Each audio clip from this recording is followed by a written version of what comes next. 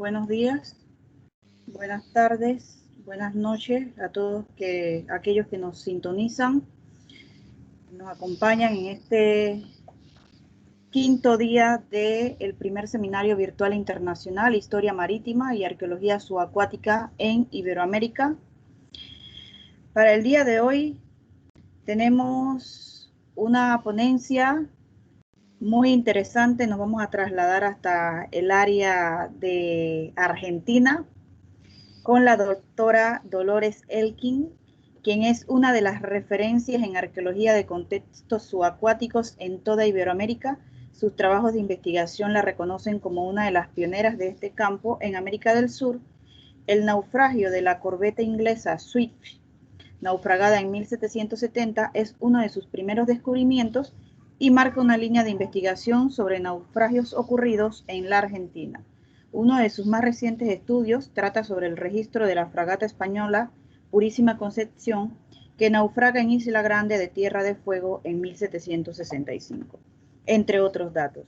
Serán parte de los resultados que nos estará mostrando en su conferencia Arqueología de Naufragios Históricos en Argentina. La doctora Elkin es arqueóloga y buceadora científica profesional que ocupa una plaza como investigadora en la Agencia Nacional de Investigación CONICET. Se graduó de su doctorado en la Universidad de Buenos Aires en 1996 y desde entonces ha desarrollado el primer programa de arqueología subacuática del país, con sede en el Instituto Nacional de Antropología, el cual además comprende proyectos de investigación y gestión principalmente.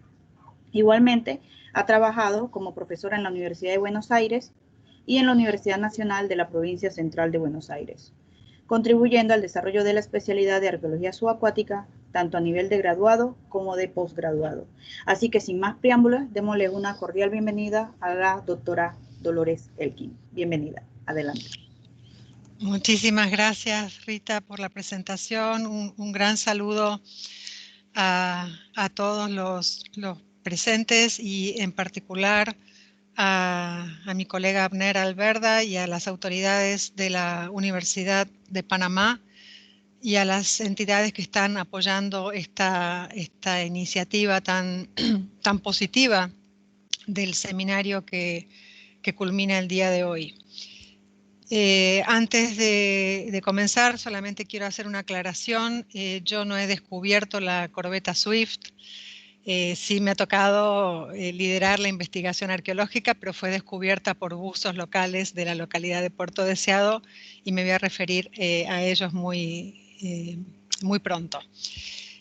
Antes de comenzar, les cuento un poquito cuál es mi idea de la presentación de hoy.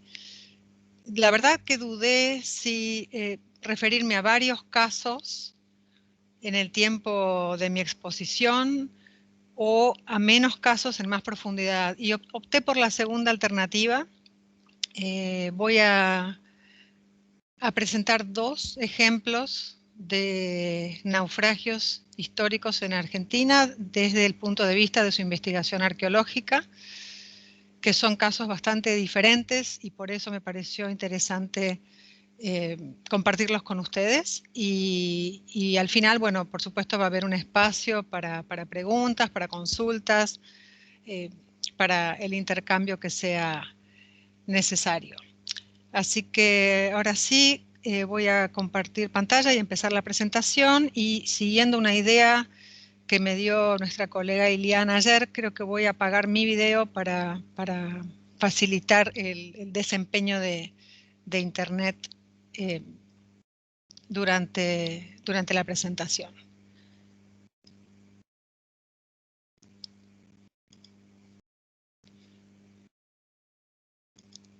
A ver, ahí comienza, asumo que están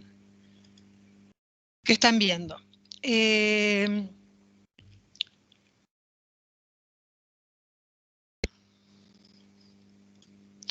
Bien, antes de entrar concretamente en los casos de estudio arqueológico, quería hacer una pequeña reflexión o recordatorio sobre la importancia de las embarcaciones como elemento cultural, como elemento fabricado por el ser humano.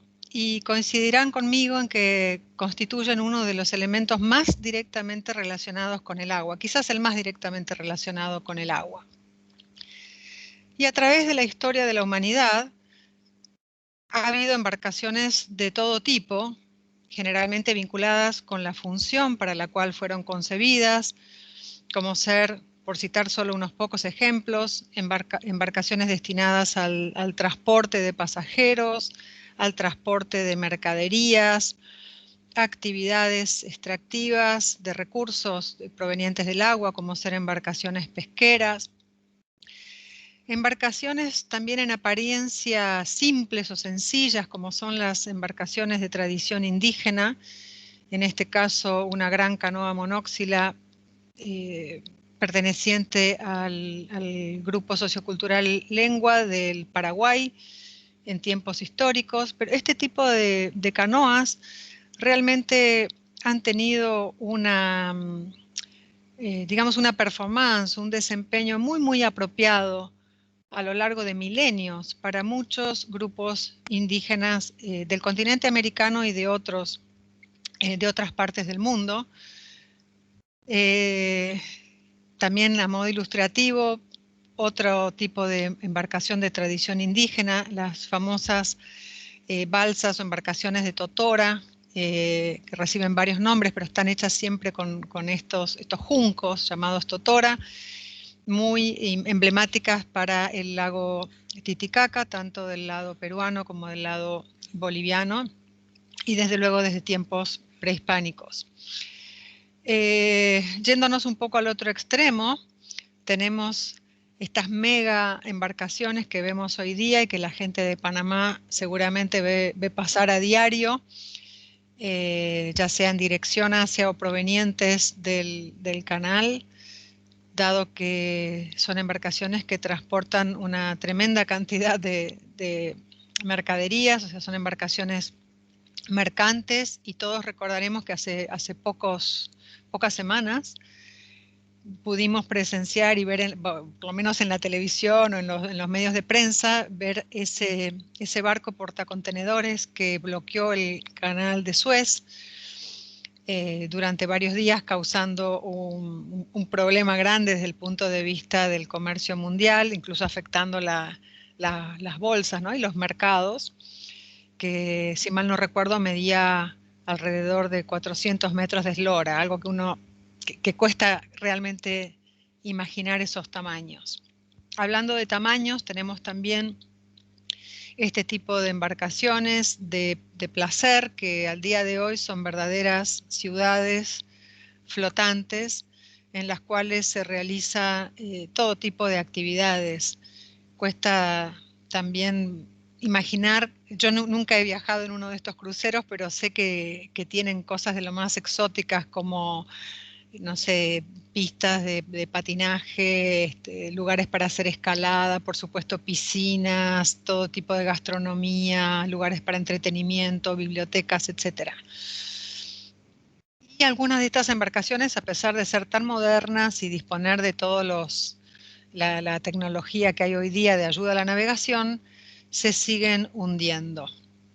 Pero el punto que quiero recalcar, que quizás es uno de los más interesantes desde el punto de vista arqueológico, es que las embarcaciones, sobre todo las embarcaciones de cierta complejidad constructiva, como puede ser embarcaciones de más de una cubierta, son como pequeños segmentos de una sociedad que conviven en un espacio acotado durante un periodo de tiempo desde el cual se desplazan de un lugar a otro. Bueno, en el caso de embarcaciones naufragadas, desde el lugar donde zarpan hasta el lugar donde naufragan.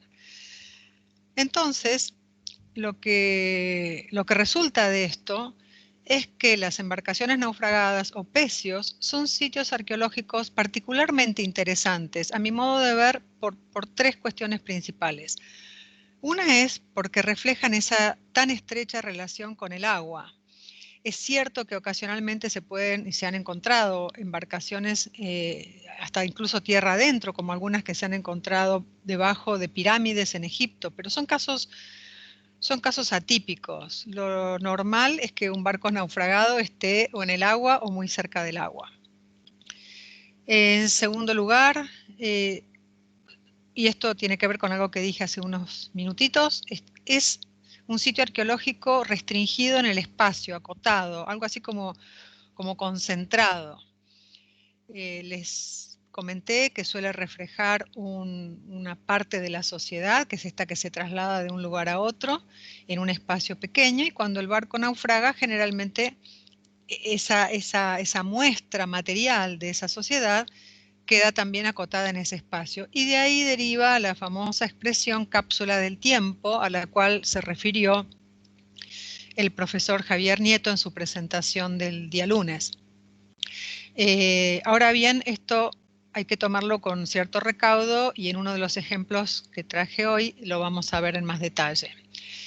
Pero lo que suele suceder es que sí, están acotados en el espacio. Y en tercer lugar, brindan información acerca de muchos aspectos de la cultura, no solo la cultura marítima o la tecnología referida a la embarcación en sí, sino que, como señalé, pueden estar reflejando actividades recreativas, actividades, digamos, cotidianas de todo tipo. Uno puede aprender sobre alimentación, sobre salud, sobre vestimenta, sobre armamento, sobre modas, sobre jerarquías sociales y muchos otros aspectos de la cultura a la cual se asocian. Que dicho sea de paso, también a veces incorpora elementos de otras culturas, en el caso típicamente de las embarcaciones que realizaban viajes que incluían paradas en puertos donde se producía algún tipo de transacción comercial y se incorporaban, por ejemplo, mercaderías. Ahora sí, entrando en los casos a los cuales me voy a referir hoy, les traje también este mapa para que se ubiquen en la región geográfica a la cual me estoy refiriendo. Ustedes pueden ver, entiendo que ven mi cursor, esta es la ciudad, donde está la ciudad de Buenos Aires, junto al estuario de La Plata. Y tenemos una extensa costa a lo largo del Atlántico Sur, aquí está Tierra del Fuego, y aquí está la península antártica. Los dos naufragios, los dos pecios a los cuales me voy a referir, van a ser el vapor Presidente Roca del siglo XIX, naufragado en la península Valdés, que es esta península que ven aquí en la provincia de Chubut, y la corbeta de guerra HMS Swift del siglo XVIII, naufragada en Puerto Deseado en la provincia de Santa Cruz. Pero les comento que las zonas donde trabajamos principalmente abarcan estas otras regiones de la costa de Buenos Aires, de la provincia de Buenos Aires y de Patagonia. Y este es nuestro logo del PROAS, o Programa de Arqueología Subacuática, que es el equipo con el cual realizamos investigaciones especializadas ya desde hace 25 años. Ahí me faltaba agregar un proyecto que tenemos también en el norte de la provincia de Buenos Aires, muy cerca de la ciudad. Bien, la corbeta Swift. La corbeta Swift es un proyecto muy emblemático para nuestro equipo y por eso lo elegí para compartir con ustedes hoy. Me disculpo ante la gente que ya me ha escuchado hablar de este sitio, porque lo mencionamos a menudo, hemos trabajado a lo largo de muchos años en él, pero bueno, confío en que servirá aún para aquellos que ya me escucharon presentarlo, para aprender alguna cosa nueva o generarles alguna nueva inquietud, como suele ser el caso. Pero esto está destinado principalmente a gente que no está familiarizada con el proyecto. La corbeta Swift era una corbeta de guerra que más o menos tenía el aspecto de este que ven aquí en la imagen. No hay o no hemos encontrado hasta la fecha una maqueta que sea representativa de cómo era. Era un velero con una sola cubierta principal, artillada. Llevaba 14 cañones de 6 libras, 7 de cada banda, cañones de hierro, y llevaba también 12 pedreros, que son estos esto que ven aquí, que eran como pequeños cañones que pivotaban bueno, sobre su eje y reforzaban la capacidad de artillería. Tenía también una pequeña toldilla, o sea, como un sector reparado en la popa, pero no era propiamente dicho una cubierta. Les repito que era una sola cubierta principal. Y aquí tienen una imagen del capitán, George Farmer, que está en el National Portrait Gallery de Londres. La corbeta Swift estaba apostada en el archipiélago de las Islas Malvinas, que estoy señalando aquí. Las Islas Malvinas son las que en el mundo anglosajón se conocen como Falklands, en el mundo francófono se conocen como Malouine. Eran islas que estaban disputadas en el siglo XVIII por las tres principales potencias marítimas de la época, que eran Inglaterra, España y Francia. Para marzo de 1770, que es cuando se produce el último viaje de la corbeta Swift, y desde unos años antes, por lo menos el año anterior, que es cuando la Swift fue destinada a la base británica en las islas, junto con 3 naves más, no había una base española estable en las islas. Había una base inglesa, una base francesa, y España, por supuesto, reclamaba su soberanía sobre las islas a partir del Tratado de Tordesillas. En marzo de 1770, aprovechando que no había un conflicto bélico que los tuviera entretenidos para esa época, de hecho la Guerra de los 7 años ya había concluido, y como era habitual para entonces, la Swift se embarca en un viaje de exploración geográfica, reconocimiento de costas, levantamientos cartográficos, como era habitual para estas potencias marítimas en momentos de paz, en estos intervalos de paz. Obviamente imagínense que era muy útil conocer nuevos fondeaderos, cartografiarlos, explorar cuál era la batimetría, es decir, las profundidades, dónde había escollos, etcétera, para poder ampliar así su dominio de los mares. Y hablando del dominio de los mares, tengan en cuenta que para esta época el dominio de los mares era el dominio del mundo, y los astilleros navales para el siglo XVIII podrían bien compararse con lo que hoy día es, no sé, Silicon Valley en California, donde está Apple, donde está Google, donde están los cerebros más destacados de la tecnología del momento. En esa época, repito, esos cerebros, esas mentes que dominaban la ciencia y la técnica de la época se encontraban vinculados a la industria naval. Bien, volviendo entonces a qué es lo que sucedió con la corbeta Swift. Les decía que partió en un reconocimiento geográfico, en principio, por lo que dicen los documentos históricos, limitado a la región archipelágica de Malvinas, pero con la mala suerte de que tuvieron varios días de mal tiempo, vientos fuertes que lo fueron impulsando hacia la costa del continente. La Swift, dicho sea de paso, llevaba 91 tripulantes. Aquí ven una imagen en la derecha de más aproximación del momento en que ingresan a la ría Deseado. La ría Deseado es al día de hoy una ría bastante reparada y que algunos de los oficiales de la corbeta Swift ya conocían de viajes anteriores como un lugar que podía ser un buen fondeadero para descansar, para que la tripulación se recuperara un poco de los días de mal tiempo que habían sufrido y luego continuar con su cometido. Sin embargo, la mala suerte que habían tenido desde el punto de vista climático continuó porque la nave, al entrar a la ría, les aclaro que en esta época no había ningún asentamiento español en este lugar. Sí había algunos en algunas otras partes de la Patagonia, pero era muy limitado. Entonces esta nave inglesa entra a la ría, choca acá contra una primera roca que estaba cubierta por la alta marea. Puede haber unos 6 metros de diferencia entre la marea alta y la marea baja en este lugar. Logran zafar, pero el viento continúa impulsando la nave ría adentro hasta que chocan contra otra roca y el barco naufraga en pocas horas.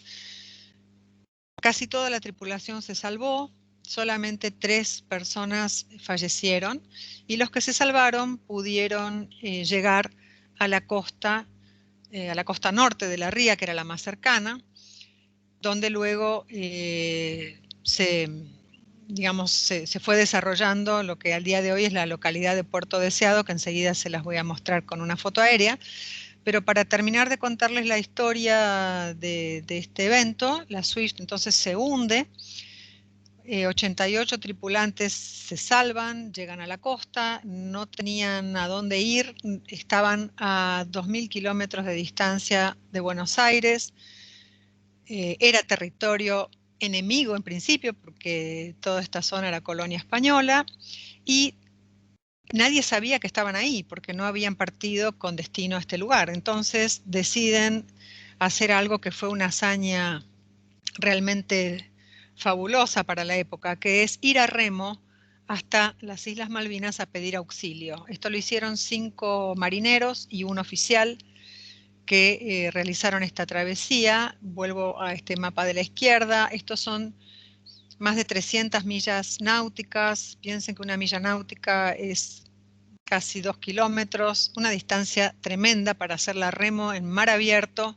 en uno de los botes auxiliares de la Swift, al cual lo acondicionaron lo mejor que pudieron para la travesía y sorprendentemente llegaron a Puerto Egmont, pidieron auxilio y más o menos al mes del accidente de la Swift, que fue el 13 de marzo de 1770, los 88 sobrevivientes fueron rescatados por otra corbeta que formaba parte de esta pequeña escuadra británica en Malvinas. Bien, aquí tienen la foto aérea de las que les hablé. Donde está esta estrella amarilla sería el lugar donde está el naufragio. Aquí pueden ver el pueblo de Puerto Deseado en la actualidad. Les recuerdo que en ese momento no había asentamientos de origen europeo, ni españoles, ni de otros. Era territorio básicamente ocupado por los indígenas. Y esto que ven ahora, digamos, de la costa es un poco modificado de lo que era la costa actual porque esta zona se ha ido ampliando para desarrollar el puerto de Puerto Deseado. Bien, ¿cómo se conoció la historia del naufragio de la Swift? Esto que les acabo de contar, ¿de dónde viene? Viene de 2 personas claves. Uno es esta persona, que es Erasmus Gower, y otro es Patrick Gower, que es descendiente de Erasmus. Erasmus Gower era el teniente, es decir, uno de los oficiales a bordo de la Swift, quien escribió sus memorias donde relata detalladamente las circunstancias previas al naufragio, el naufragio en sí y eventos posteriores. Y Patrick Gower, como les dije, era un descendiente de este hombre. Patrick era un ciudadano australiano que se enteró que existía este diario, lo tuvo en sus manos y decidió venir a Puerto Deseado en 1975 para buscar información acerca de la corbeta Swift y de su, digamos, el lugar donde había naufragado su ancestro. Y para su sorpresa, nadie en Puerto Deseado sabía que había un barco hundido ahí nomás de la costa. Y entonces lo que sucede es lo opuesto a lo que Patrick Gower esperaba. Patrick quería aprender más y lo que él hizo fue dejar una copia de este diario y la gente de Puerto Deseado se entusiasmó con la historia y decidieron comenzar a buscar el barco. Pero Patrick en su momento volvió con las manos vacías a Australia. Unos años después de la visita de Patrick a Puerto Deseado, un grupo de buzos locales decidieron encarar la búsqueda y la encontraron en el año 1982. Eso tuvo bastante repercusión periodística en su momento. Era la primera vez que se encontraba un barco hundido, o al menos la primera vez que salía a la luz, que se daba publicidad. Y estos muchachos, que incluían chicos muy jovencitos, algunos de ellos eran estudiantes de escuela secundaria. Yo siempre digo que tienen un mérito tremendo en lo que hicieron por distintas razones. La principal, a mi modo de ver, es que ellos acordaron, antes de empezar a buscar el barco, que si lo encontraban iba a ser patrimonio de su ciudad, patrimonio público. Ellos perfectamente podían haberse quedado con lo que encontraban porque no había ninguna legislación nacional ni internacional que protegiera los restos de naufragios. Y como les digo, ellos acordaron que si lo encontraban, todo iba a quedar en su pueblo para disfrute público. Eso es maravilloso. También tiene mucho mérito la actividad de buceo que hicieron, porque ellos usaban estos trajes que son trajes de neopren de la época. No tenían los trajes que utilizamos nosotros hoy en día, que son trajes secos, más gruesos, más impermeables, más confortables. Y además ellos tenían que cargar los tanques, los botellones de aire, a 300 kilómetros de distancia, porque en Puerto Deseado no había infraestructura para eso, entonces tenían que hacer 300 kilómetros hasta la localidad de Comodoro Rivadavia, que es donde sí había infraestructura, volver, o sea, 600 kilómetros para poder bucear, no sé, media hora en el sitio. Así que siempre que hablo de la corbeta Swift, quiero hacer un reconocimiento a sus descubridores.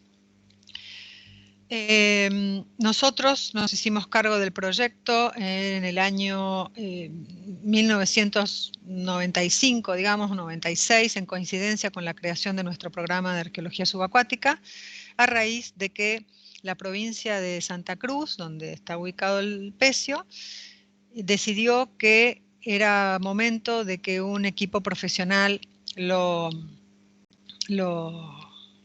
tomara a cargo. Y aquí pueden ver en la izquierda señalada la roca, desde más cerca de la imagen anterior, donde, junto a la cual está hundida la corbeta Swift. La corbeta no aflora en ningún momento. Con marea alta está a unos 18 metros de profundidad y con marea baja está a unos 10 metros de profundidad. Pero fíjense que todo esto es zona portuaria, como ya les había mostrado en la imagen anterior. Y acá no sé por qué me había quedado medio mal la animación, disculpen, pero pueden ver cuando hay barcos amarrados al puerto, el lugar donde nosotros trabajamos, este es nuestro pontón o plataforma de trabajo sobre el sitio, estamos realmente rodeados de barcos grandes, lo cual es un riesgo adicional para el buceo. Pero felizmente la prefectura naval que supervisa el área, desde luego nos protege cuando estamos trabajando y nos da avisos si está entrando o saliendo un barco grande, en cuyo caso suspendemos el buceo y luego se reanudan los trabajos. Bueno, nuestros primeros trabajos en el sitio, que empezaron en el año 1998, luego de una exhaustiva búsqueda de bibliografía, de planteos de hipótesis y temas de investigación que se los voy a comentar enseguida, nos pareció importante tener primero una idea de cómo era el sitio en sí, cuál era el perímetro, cómo se distribuían por lo menos los restos que estaban a flor de sedimento. Y eso nos llevó una serie de temporadas. Esto que ven señalado aquí es la zona de popa, donde fue nuestra primer sector a excavar, de 8 metros cuadrados. Nuestros primeros temas de estudio planteados tenían que ver con algunas cuestiones surgidas de investigación bibliográfica y también con expectativas desde el punto de vista arqueológico. Y quiero aclarar aquí que para nosotros, como arqueólogos, las fuentes históricas son fuentes sumamente útiles para contextualizar los casos de estudio, para inspirarnos, para generar hipótesis, para ayudar en la comprensión de procesos que tenían lugar en esa época, pero no los consideramos digamos, la manera de contrastar las cosas. O sea, que, como arqueólogos debemos focalizarnos en los restos materiales, en los restos físicos. Los temas entonces que planteamos fueron relación entre jerarquías sociales y artefactos. Nos preguntábamos si lo que encontráramos en el sitio reflejaba eso que les comentaba hace un rato, que ser parte de la marina de una potencia marítima como era Inglaterra en ese momento, no era para cualquiera. Ser oficial de marina implicaba un estatus social alto. Entonces queríamos saber si los oficiales, por ejemplo, utilizaban elementos de cierta calidad y los marineros comunes utilizaban elementos de otra calidad y cuáles eran sus características respectivas. También nos interesaban aspectos tecnológicos, nuevamente en virtud de este gran desarrollo de la tecnología que se produce en el siglo XVIII en Europa y más vinculado a la navegación. Nos preguntamos si podíamos llegar a responder alguna pregunta vinculada a alimentación, teniendo en cuenta que la corbeta Swift se encuentra ubicada en un contexto de aguas muy frías, con sedimento de grano fino, lo cual favorece la preservación al disminuir la cantidad de oxígeno. Y había expectativa de encontrar restos orgánicos, como suele ser en casos comparables de sitios subacuáticos, y más si están ubicados en aguas frías. También nos preguntábamos acerca de aspectos constructivos del barco, en virtud de esta cuestión de lo que era la tecnología aplicada al ámbito naval. Y por último, el quinto tema inicial que planteamos de estudio, luego surgieron otros, ya lo vamos a ver, tenía que ver con procesos de formación del sitio. Para aquellas personas que no son del ámbito de arqueología, esta expresión procesos de formación del sitio se refiere a qué es lo que sucede desde el momento en que algo deja de estar funcionando, en este caso un barco deja de estar navegando, hasta el momento en que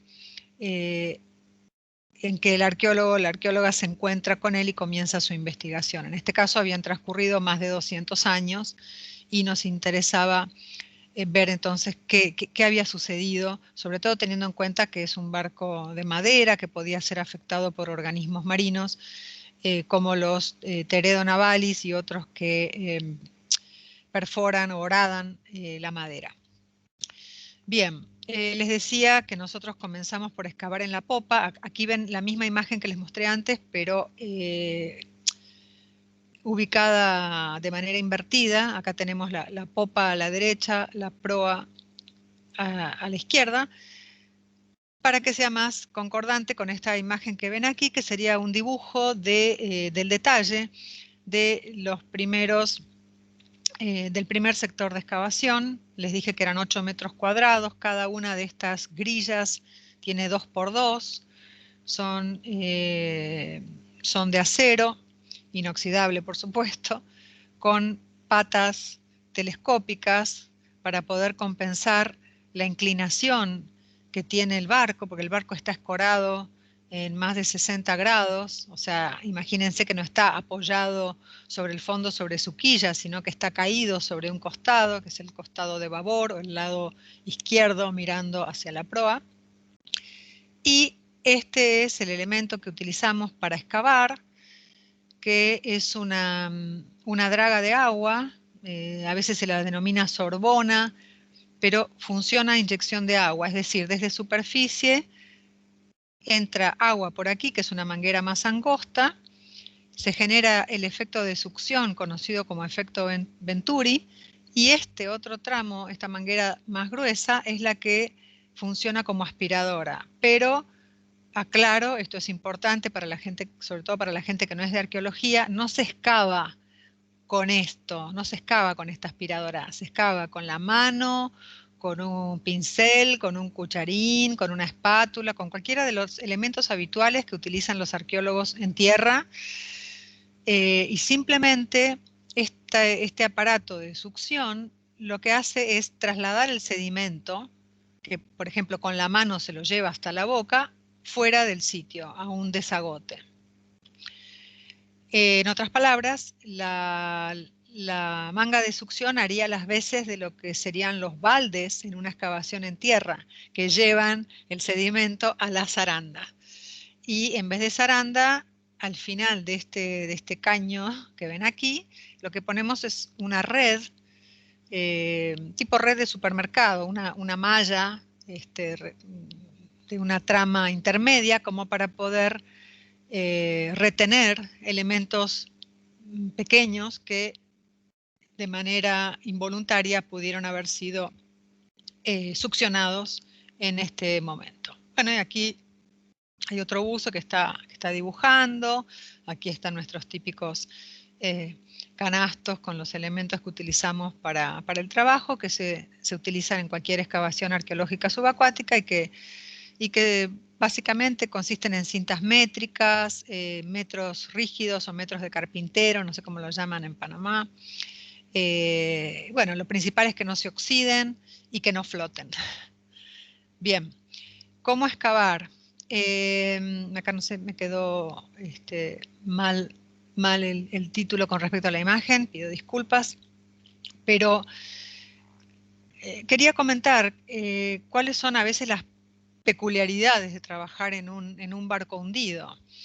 En la imagen de la izquierda vemos lo que sería normalmente en un sitio arqueológico una columna estratigráfica, donde uno empieza a excavar de arriba para abajo, ya sea por niveles naturales o artificiales, es decir, definidos arbitrariamente o definidos por las características del sedimento, y va bajando, va bajando. Pero si estamos en un barco, si estamos en un barco que tiene compartimentos, tiene en este caso una cubierta, obviamente no la vamos a atravesar para mantener lo que sería el principio técnico de una excavación arqueológica, sino que respetamos esos subsectores dentro del barco. Entonces aquí en la derecha tienen la imagen de cómo fue la manera real de trabajar. Partimos de un punto cero que está indicado en el gráfico con esta línea roja, que era un punto fijo en la roca, en la misma roca contra la que chocó la corbeta Swift. Y esta era nuestra referencia de profundidad, porque si no, imagínense, con 5 metros o más de marea, es decir, con el agua que sube y que baja, eso afecta las mediciones de profundidad si es que uno no tiene algo objetivo para medir la profundidad. Entonces, nuestro referente objetivo era un gran clavo, un gran herraje colocado en la roca. Y bueno, aquí ven los niveles de excavación dentro de un sector sobre la cubierta. Bueno, a lo largo de los años que duró la excavación de este sitio, decidimos muestrearlo, es decir, excavarlo de manera acotada en función de las preguntas que nos hicimos inicialmente y de temas de investigación que fueron surgiendo, porque por distintas razones. La principal es que no teníamos los medios y la infraestructura como para hacer una excavación integral. Tampoco teníamos la necesidad de hacer una investigación integral. Era nuestro primer proyecto de investigación, estábamos abriendo camino en arqueología subacuática y preferimos ser prudentes y dejar restos en el sitio para generaciones futuras, para investigadores que el día de mañana puedan tener otras tecnologías de trabajo y que puedan, realizar cosas que nosotros en la década del 90 y los primeros años de los 2000 quizás no teníamos. El Museo de Puerto Deseado, donde los artefactos son albergados, dicho sea de paso, desde el momento de descubrimiento del barco, porque estos chicos que quisieron que los restos quedaran en su pueblo, lograron que se creara un museo especialmente para albergar toda la colección, y el sitio fue declarado Patrimonio Histórico al año siguiente de su descubrimiento. Sigue siendo un museo pequeño, no tiene condiciones como para hacer un trabajo de gran escala. Entonces nosotros, digamos que adaptamos la escala del trabajo arqueológico a la escala de la infraestructura disponible para conservar los materiales adecuadamente. Entonces, estas fueron las zonas que se fueron excavando entre el año 2002 y el año 2011, que fue la última temporada. Como ven, hemos excavado en popa, hemos excavado en el sector medio y hemos excavado en la proa. Para la gente que no es de arqueología, siempre me gusta reiterar la importancia del contexto arqueológico. Cuando uno hace una excavación en tierra o en agua, es fundamental registrar todo, registrar la relación de los artefactos entre sí. No sé si alcanzan a ver, pero en la imagen de la izquierda hay unas tazas o bols que son de porcelana que estaban junto a estas piezas de madera que son estantes que a su vez formaban parte de un mueble que estaba ubicado en la cabina del capitán. Es decir, nosotros, como en toda excavación arqueológica, esto es algo destructivo en el sentido de que uno cuando retira los objetos, ya está, ya no hay vuelta atrás, entonces hay que documentar todo en detalle. Y nosotros, esta era la única manera de saber en qué estante estaba cada material, cómo estaba construido el mueble y dónde estaba ubicado ese mueble y así con todos los restos que fuimos encontrando. Y aquí tienen el ejemplo de cómo trabajamos con esto es un lápiz común de grafito que está atado a esta tabla de acrílico sobre la cual se coloca un papel especial, que es un papel plástico, en el que se puede dibujar. Y estos son los trajes a los que me refería antes, que utilizamos nosotros, que son trajes bastante abrigados. Se llaman trajes secos porque en teoría no les entra agua, pero a veces les entra un poco y bueno, puede dar frío. La temperatura del agua ronda los 7, 8, 9 grados. Así llegan los artefactos a la superficie en estos pequeños canastos que permiten un drenaje, protegidos de la luz. Dentro de cada canasto, cada artefacto está en su bolsa, con su rótulo correspondiente, habiendo sido dibujado ya bajo el agua, al menos su distribución. Y esta foto de la derecha se las traje porque siempre me parece simpática, que cuando trabajamos en la corbeta Swift, quizás más que en otros sitios, porque este está tan cerca del puerto que hay muchos lobos marinos, además de otra fauna, pero los lobos son muy curiosos y nos acompañan tanto durante la excavación o el trabajo subacuático como cuando volvemos a la superficie. Bueno, una vez en el Museo Brozowski, que es este museo del cual les hablé, que es el que alberga toda la colección al día de hoy, se hace un análisis, un registro detallado de las piezas, se las vuelve a dibujar ya en detalle, se las fotografía, se realizan las primeras etapas de limpieza y de conservación, que en algunos casos la limpieza debe ser particularmente cuidadosa, como es el caso de los artefactos orgánicos, como este cabo que ven aquí, que está increíblemente bien preservado.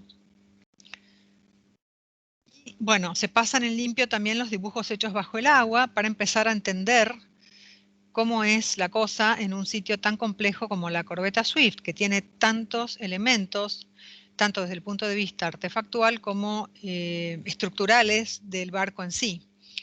Aquí, solamente a modo ilustrativo, les traigo algunos vidrios que eran paneles de ventana, que evidentemente los llevaban para reemplazar en caso de que se rompiera algunos vidrios, un botellón tipo damajuana y botellas que se conocen con el nombre de botellas de Ginebra desde el punto de vista tipológico y que estaban dentro de un cajón compartimentado que tenía unas cuantas en su interior, solo faltaban 2, y algunas de las cuales tenían todavía el corcho puesto, lo que permitió realizar análisis químicos de contenido. Otro ejemplo más, todo esto es de la excavación de popa. Fíjense la complejidad. Bueno, en este caso un canasto dentro del cual había vasos de vidrio, estos bols de loza o de porcelana, porque hay tanto loza inglesa como porcelana china. platos de distinto tipo.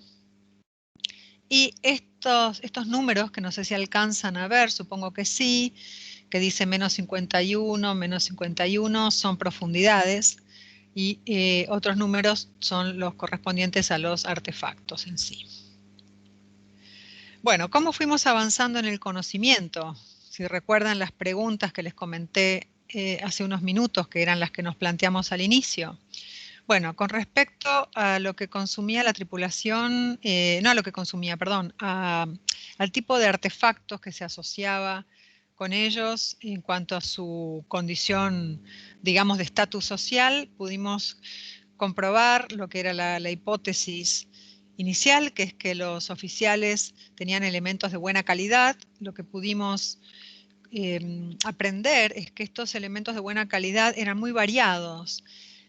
Incluían tanto piezas realizadas en Inglaterra, que eran las piezas de loza inglesa, típicamente, incluso con diseños ingleses, como son estos platos que ven aquí a la izquierda,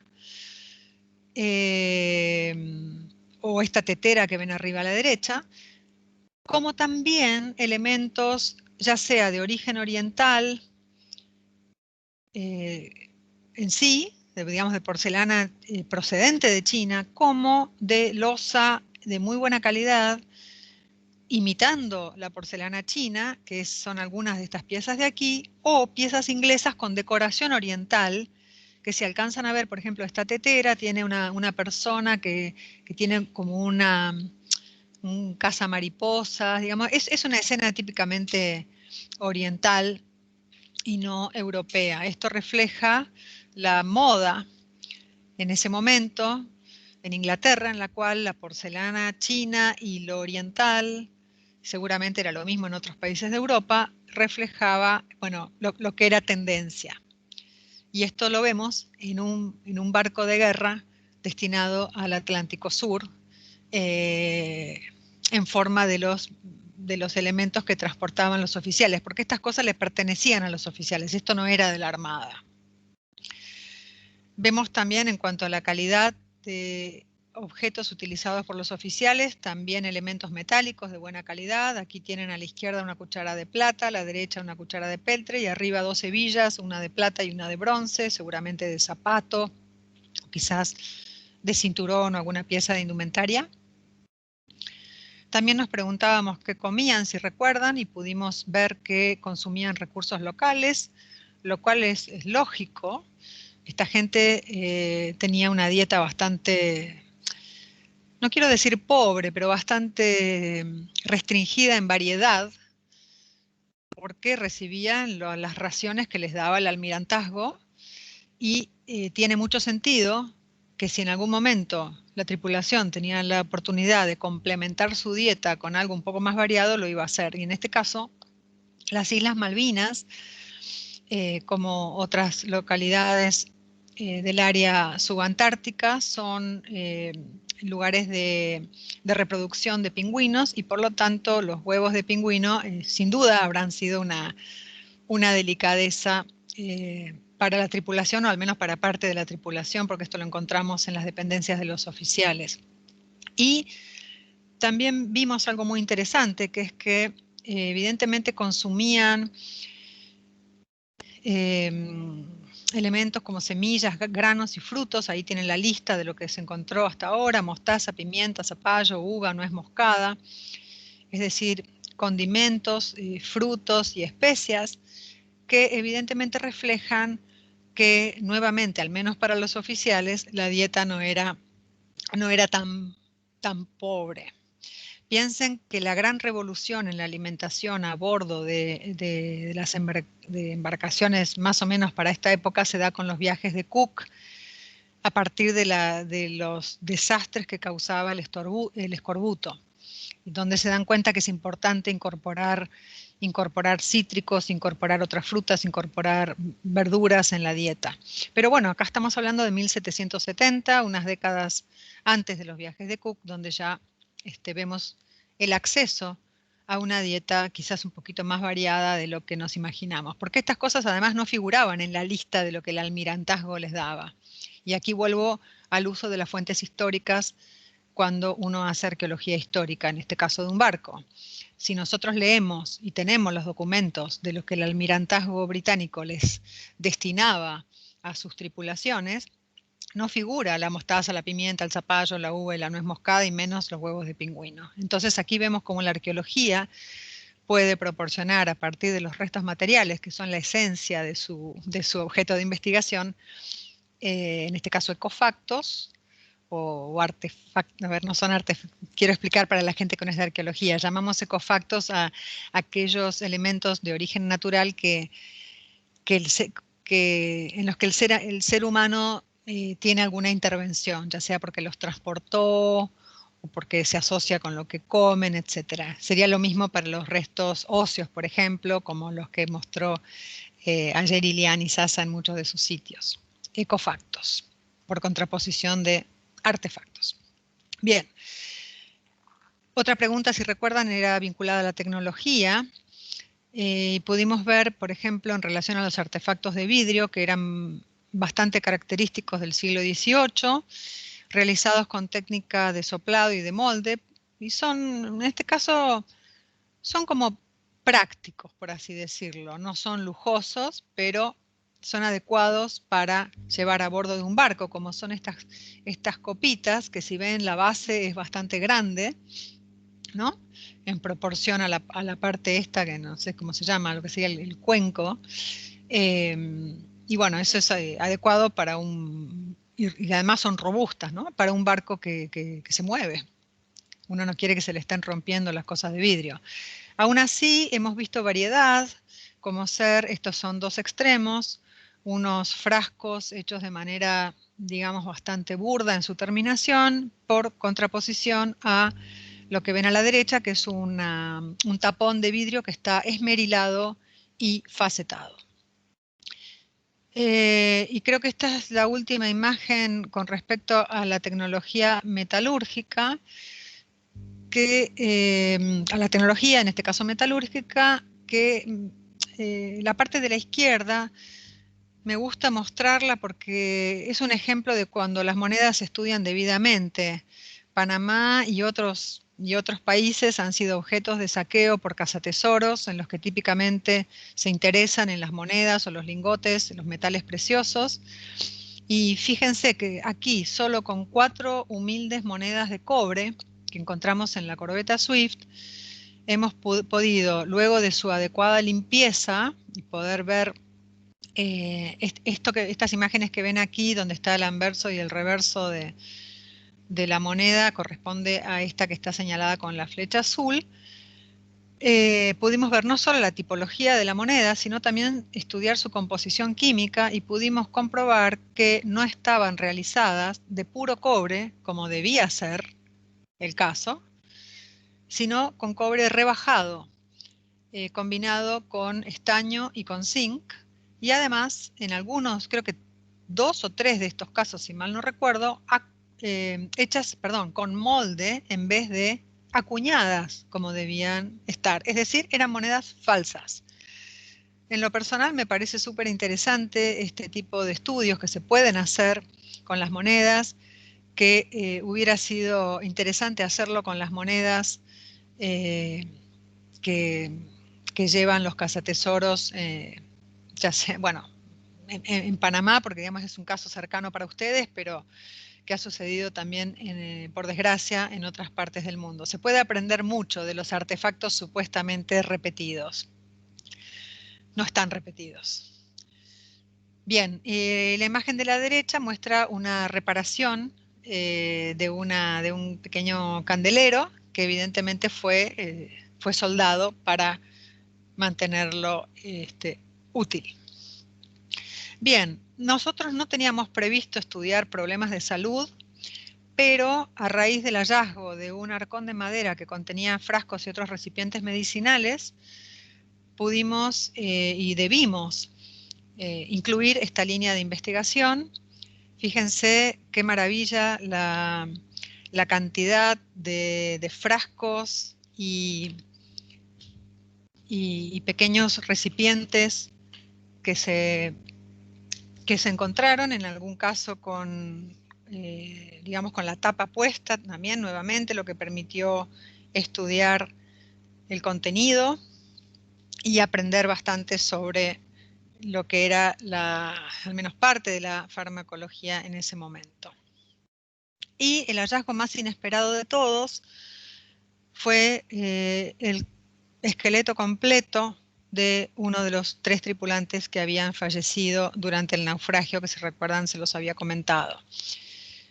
A raíz de este hallazgo, que tuvo varias implicancias desde el punto de vista arqueológico, por supuesto, pero también político, por tratarse de un barco de bandera británico, oficial además, un barco de guerra, naufragado en aguas argentinas.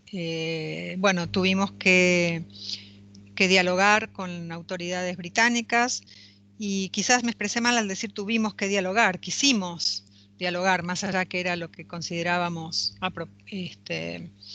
obligatorio hacer, y pudimos estudiar este esqueleto durante varios meses con el total acuerdo de autoridades británicas previamente a su entierro, a lo que me voy a referir muy pronto.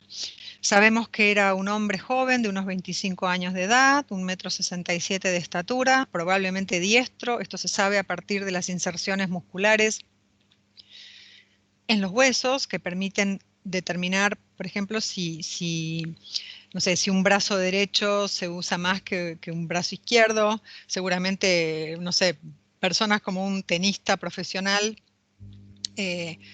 va a tener reflejado en sus huesos ese uso diferente justamente de sus brazos. Por eso decimos probablemente diestro. Tenía pocas caries, pero abundante cálculo dental, sus huesos estaban sanos, y aquí está lo más interesante. Al momento de morir, esta persona tenía una prenda de lana roja. Se encontraron restos de tela adheridos a los huesos. Esos fueron analizados, se descubrió que era lana teñida de rojo, y no solo teñida de rojo con una tintura que era la que se usaba para teñir de rojo las chaquetas de los uniformes de los infantes de marina. Por lo tanto, sabemos que esta persona era un infante de marina, y entonces tiene que ser o bien Robert Rusker o bien John Ballard, que fueron los 2 infantes de marina que murieron durante el naufragio. Eso es lo que sabemos hasta ahora. Se extrajo ADN de los huesos, pero es ADN mitocondrial, que es el que se transmite por línea femenina, y es muy difícil rastrear en el tiempo a través de tantas generaciones para poder cotejar el ADN de este individuo con el ADN de algún digamos, de algún familiar que puede haber estado muerto, puede estar vivo, digamos, si es otro descendiente, pero les repito, al ser un ADN que se transmite por línea femenina, todo es más complicado porque, por ejemplo, los apellidos de las mujeres se van perdiendo con los casamientos y demás. Hay unas cuantas complicaciones, pero no hemos perdido la esperanza de poder identificarlo algún día. De momento, esta persona está enterrada en el Cementerio Británico de Buenos Aires, que es el cementerio de la Chacarita, y aquí les traigo una de mis fotos preferidas, que es el momento de la ceremonia que se hizo tanto en inglés como en español, y con representantes de la Armada inglesa y la Armada argentina. Bueno, para ir cerrando el tema de la corbeta Swift y pasar al otro caso que les quiero compartir hoy, unas palabras respecto al Museo Brozowski. Ya les comenté que es donde se guarda la colección, y es también responsable de la conservación y exhibición de las piezas. Hoy día el museo ha sido reformulado, no restaurado, pero le han hecho una lavada de cara, lo pintaron de este lindo color turquesa, y hay una muestra nueva con linda iluminación. La verdad que es una experiencia muy linda, y me disculpo nuevamente porque veo que las imágenes en este formato no son como yo las veía antes, donde las letras se podían leer bien. Pero bueno, básicamente esto decía museo, creo que decía Museo Brodsky Puerto Deseado. Y aquí, esta también es una foto que me gusta mucho. Este hombre es Patrick Gower, el australiano que había venido en 1975 a Argentina buscando información sobre su ancestro, ¿recuerdan? Bueno, él volvió a Puerto Deseado hace unos años y una de las salas del Museo Brodsky lleva su nombre. Y él está en este momento en Puerto Deseado, donde se le obsequió también una réplica de esta pieza, que era una gran vasija, posiblemente de origen italiano, no ibérico, es un tema de debate, para casi con seguridad contener agua, que fue encontrado en la corbeta Swift. Bueno, y por último quiero reconocer al equipo principal de investigación. A lo largo de todos estos años hubo mucha gente que se involucró en el proyecto, y es imposible mencionar y reconocer a todos, pero este sería como el núcleo: el doctor Ricardo Bastida, biólogo; Christian Murray, arquitecto; Amaru Argüeso y Chris Underwood, arqueólogos; aquí estoy yo; este es Damián Baistu, también arqueólogo; Nicolás Ciarlo, arqueólogo; y Mónica Grosso, arqueóloga. Bien, paso entonces ahora al caso del vapor Presidente Roca. Es una exposición mucho más corta, pero me parecía que valía la pena, justamente por ser un caso muy distinto. El Presidente Roca era un barco que había sido construido a fines del siglo XIX y que había sido construido en Inglaterra. Era obviamente propulsado a vapor, un barco de hierro, de casco de hierro, de unos 100 metros de eslora, que realizaba los viajes que eran claves para la región patagónica. Aquí en la imagen ven los principales puertos y fondeaderos que se utilizaban por lo menos entre 1880 y 1914, cuando comenzó la Primera Guerra Mundial, que también incluían algunos puertos del lado chileno, como ser Punta Arenas. Y ese fue el contexto del último viaje del vapor Presidente Roca. Eran barcos que llevaban pasajeros, mercancías, correspondencia, postes de telégrafo, etc. El Presidente Roca había partido de Punta Arenas, iba en dirección a San Antonio Oeste, aquí en la zona norte del área que nos ocupa, y se incendió aparentemente por un accidente con una lámpara de aceite que se volcó y generó el caos, y naufragó en esta península, que la ven aquí en pequeño y aquí en una aproximación, que es la península Valdés. Y ahora van a ver cómo se ve el sitio hoy día. Esta es una foto poco después del naufragio, que en realidad fue encallado. El barco en llamas fue llevado por el capitán hasta la costa, y gracias a eso se pudieron salvar más personas que si se hubiera quemado por completo. De todos modos perecieron cientos de personas. Llevaba alrededor de 300 pasajeros, si mal no recuerdo. Perdón, entre pasajeros y tripulantes. Y entre los pasajeros iba un grupo de presidiarios con condena cumplida, que venían de la cárcel de Tierra del Fuego. Así que, bueno, pobre gente, sus ansias de libertad fueron truncadas por esta catástrofe. Bueno, fíjense aquí el tamaño del barco, ¿no? Aquí tienen dos personas que les dan una idea de las dimensiones de esta embarcación. Bueno, lo que se ve hoy día es muy poco de ese barco. Esta, fíjense, es una vista panorámica, la de la derecha también, pero esto está tomado desde la cima de un acantilado. Aquí la playa está muy por debajo de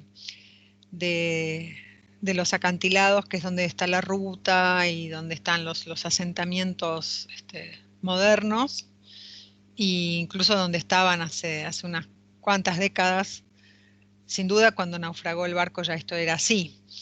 Y aquí en la foto de la derecha ven cómo uno desde el acantilado puede ir bajando hacia la playa, donde está el casco principal del barco, en el cual lo que se destaca es este cilindro que es una de las calderas.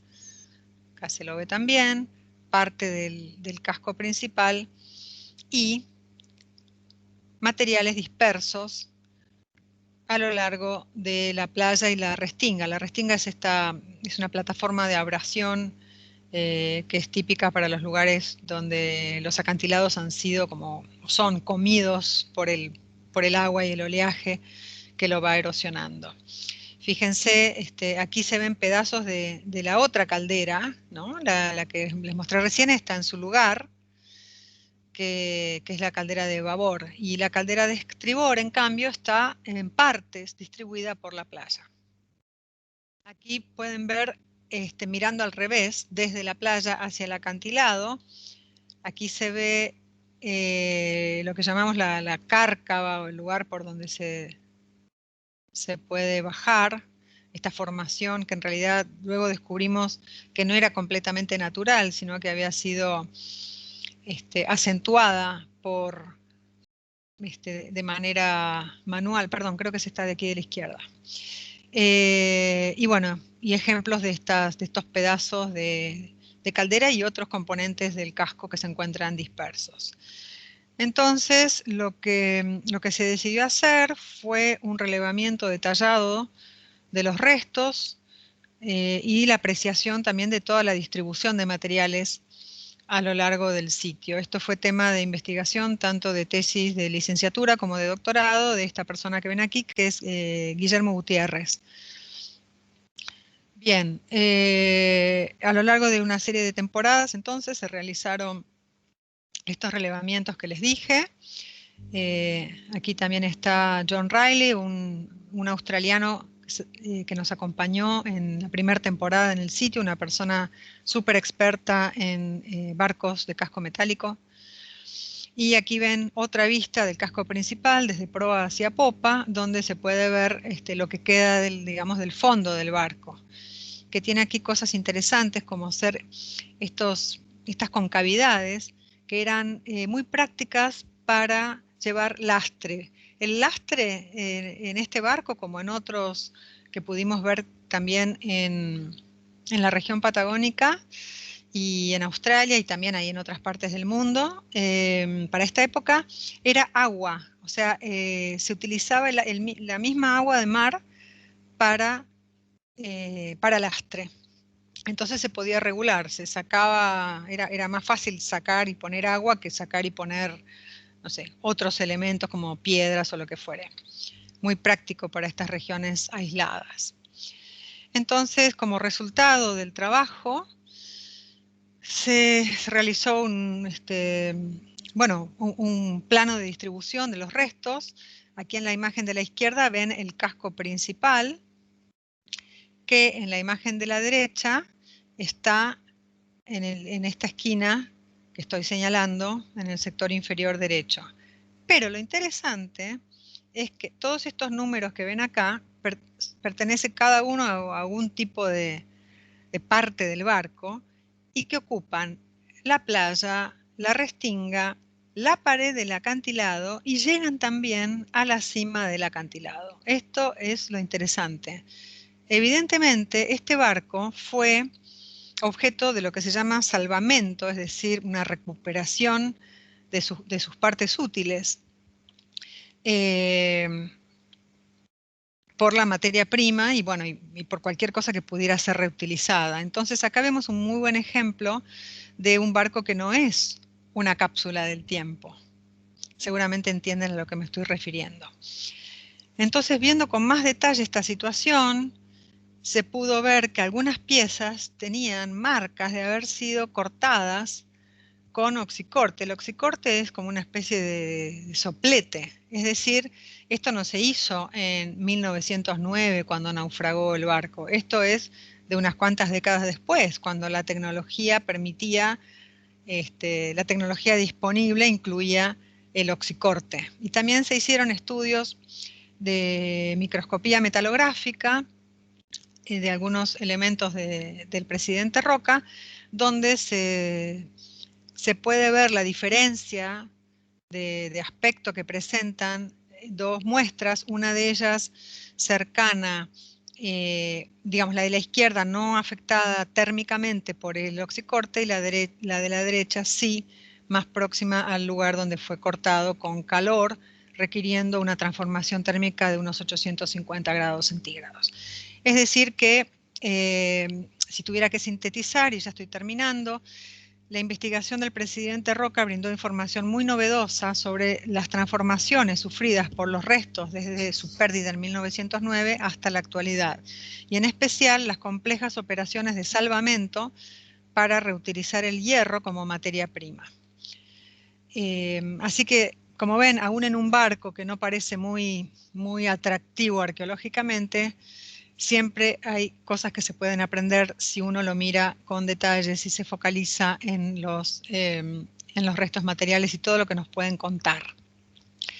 Y para ir cerrando, les hago un comentario que tiene que ver con la puesta en valor de este sitio. Esta es una zona de colonias de elefantes marinos, que son estos animales maravillosos que ven aquí, que de hecho habitan el lugar donde está el presidente Roca. Ellos tienen prioridad, así que nuestro trabajo siempre debe realizarse sin perjudicarlos. No es un lugar que pueda ser accesible por el público, justamente para preservar las colonias de elefantes. Y lo que nosotros proponemos es justamente poder enriquecer la experiencia del público. O sea, la gente se para en el acantilado a ver los elefantes, pero nosotros podemos contarles la historia del barco y todo lo que estamos aprendiendo de él. Con lo cual estoy convencida que va a ser una experiencia más enriquecedora que si solo se hablara de los elefantes o de los recursos naturales. Entonces hemos comenzado a hacer propuestas de folletería para el vapor Presidente Roca, como una serie de folletos que estamos realizando sobre naufragios de Península Valdés. Si ven aquí en la izquierda, es una serie que llamamos Buceando en la Historia, y en este caso el folleto es del Presidente Roca. Es un folleto muy simple, es un tríptico. En el anverso nos referimos a la legislación, a la importancia de lo que es el patrimonio subacuático, y en el reverso ya nos referimos más directamente al caso concreto, que en esta ocasión es el presidente Roca. Entonces, por ejemplo, aquí les ponemos una foto donde está la proa, la caldera de babor, la popa, y bueno, y ahora estamos también terminando una guía de patrimonio histórico y marítimo de la región, también como para uso por guías turísticos. Así que esa es un poco nuestra idea, integrando la arqueología a lo que es el disfrute público. Y con esto termino y les agradezco muchísimo por haberme escuchado, y voy a dejar de compartir la pantalla, si logro hacerlo, para escuchar sus preguntas o comentarios. A ver, no sé. Muchas gracias, doctora Eisin, por esta sesión. ¿Estamos bien? O sea, ¿ya dejé de compartir? Sí, ya dejo de compartir. Soy medio torpe con estas cosas. Bien. Bueno, entonces estoy a su disposición si tienen alguna consulta. Así es. Para ver, tenemos algunos comentarios. Bueno, primero agradecerle por esta magnífica exposición. Creo que los compañeros y compañeras que nos han acompañado durante esta primera parte de este seminario coincidirán conmigo con que las exposiciones pues han sido muy valiosas todas. Ya tenemos algunas preguntas en el chat. A ver, veamos. Freya, varias reflexiones en cuanto a los oficiales, es constante con los acompañantes de Drey en 1579, que eran los segundos hijos de aristocráticas. A ver, ¿qué más tenemos por acá? Sandra. Sandra pregunta si entonces ya no se seguirá investigando el presidente Roca, ¿se dejará como atracción turística? Es una buena pregunta, no lo sabemos todavía. No tenemos los medios para conservar un barco de semejante tamaño, así que sí podemos como arqueólogos seguirlo investigando, pero fue objeto de varias temporadas de trabajo. Sin duda que se pueden, no sé, tomar más muestras del metal o investigar las cosas con más detalle. Sí, está abierta la posibilidad, no está de momento en nuestros planes inmediatos. Alfredo Hernández comenta, muy completo, me encantó la presentación. Carlos Otniel Stuart, de la Facultad de Humanidades, dice muchas gracias por esta espléndida exposición.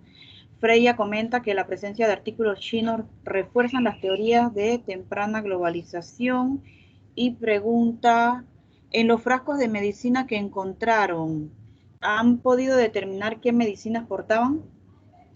Sí, hemos determinado por lo menos hasta la fecha la presencia de mercurio en dos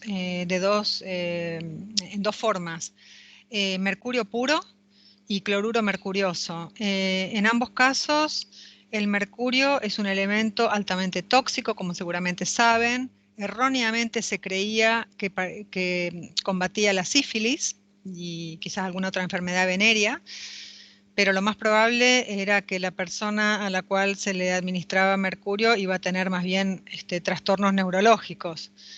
O sea, no solo no se iba a curar de la sífilis, sino que iba a tener consecuencias graves.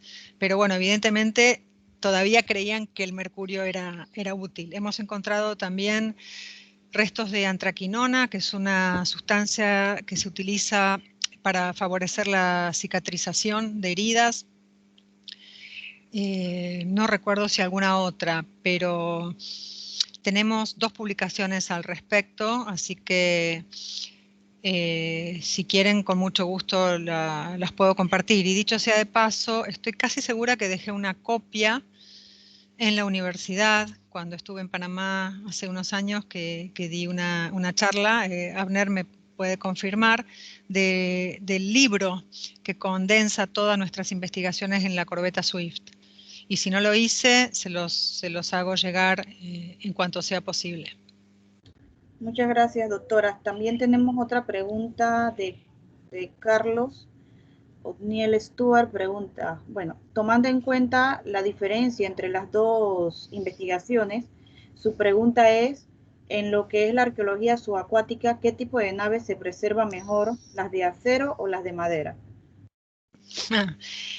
En arqueología subacuática, yo diría que depende de la temperatura del agua y de las condiciones de enterramiento, sobre todo de las condiciones de enterramiento. Cualquier barco que esté por arriba del sedimento, cualquier pecio que esté por arriba del sedimento, por más que sea agua fría, si es de madera va a estar sujeto al potencial ataque de organismos perforantes. Así que si está por encima del agua, quizás un barco de metal, por encima del agua, no, perdón, por encima del sedimento del fondo, quizás un barco de metal se preserve mejor. Ahora, si está no solo hundido, o sea, no solo sumergido, sino enterrado, pienso, no lo sé, no me consta porque no soy especialista en este tema, pero pienso que puede llegar a preservarse mejor un barco de madera, porque en general los restos orgánicos se preservan mejor. Y si el agua es fría, mejor aún. Gabriel Valle comenta muy clara y didáctica la ponencia. Noriel Martínez dice muy interesante, de verdad, me llamó profundamente la atención cómo descubrieron el tema de las monedas que no eran de plata pura, excelente presentación. Junior Gavilanes, excelente presentación, contenido muy enriquecedor de verdad, un material que nos nutre en la investigación. A ver si tenemos otra pregunta. Creo que no. Una pregunta, doctora. ¿Hay alguna publicación o algún documento donde se pueda profundizar mucho más sobre el tema de la embarcación Swift? Sí, básicamente, bueno, tenemos un libro que está en español y que compendia todas las temporadas de investigación y los trabajos de laboratorio. Es un libro muy, muy completo, fue publicado en el año 2011. Ese es el libro que les digo que estoy casi segura que hay una copia que quedó para la universidad, que en ese caso debería estar en la biblioteca. Abner quizás recuerda mejor Yo que yo. voy a verificarlo Dale. y les comento a los participantes sobre el libro. Tengo que verificarlo en la base de datos de la biblioteca y yo se los hago llegar para que lo puedan consultar en la Biblioteca Simón Bolívar. Bien, de todos modos también hay muchas otras publicaciones parciales que se fueron haciendo a lo largo de los años y están en su mayoría en academia.edu, o sea, si buscan Swift, Elkin Academia o alguna combinación de esas palabras clave, van a encontrar seguramente muchas, y si no, con todo gusto, a través de Abner también les puedo indicar algunas lecturas sugeridas. Y el libro, confiamos en pronto poderlo subir a internet para que, en formato PDF, para que esté, digamos, a disposición global. No lo hemos hecho hasta ahora porque fue un libro publicado por una editorial que invirtió para publicarlo y que, bueno, ellos tratan de venderlo, pero una vez que se agote la primera edición, que va a ser, supongo, la única edición, por lo menos impresa, nuestra intención es ponerlo de manera digital, de manera pública. Yo de todos modos voy a estar compartiendo el perfil de academia de la doctora Dolores para que todos puedan tener acceso a las publicaciones tanto de el Swift como de otras embarcaciones que también la doctora ha venido realizando. Muchas gracias, doctora Gracias. Elkin. Creo que no tenemos más preguntas en el chat. No podemos despedir esta sesión sin antes agradecer a todas las instituciones que han hecho posible este primer seminario virtual internacional sobre historia marítima y arqueología subacuática, a la Universidad de Panamá, al Grupo Ancora, a la revista Contacto, a la Facultad de Humanidades y por supuesto a la Escuela de Antropología de la Universidad de Panamá. Agradecerle también a todos los compañeros y compañeras que nos han acompañado durante esta primera semana de este seminario virtual.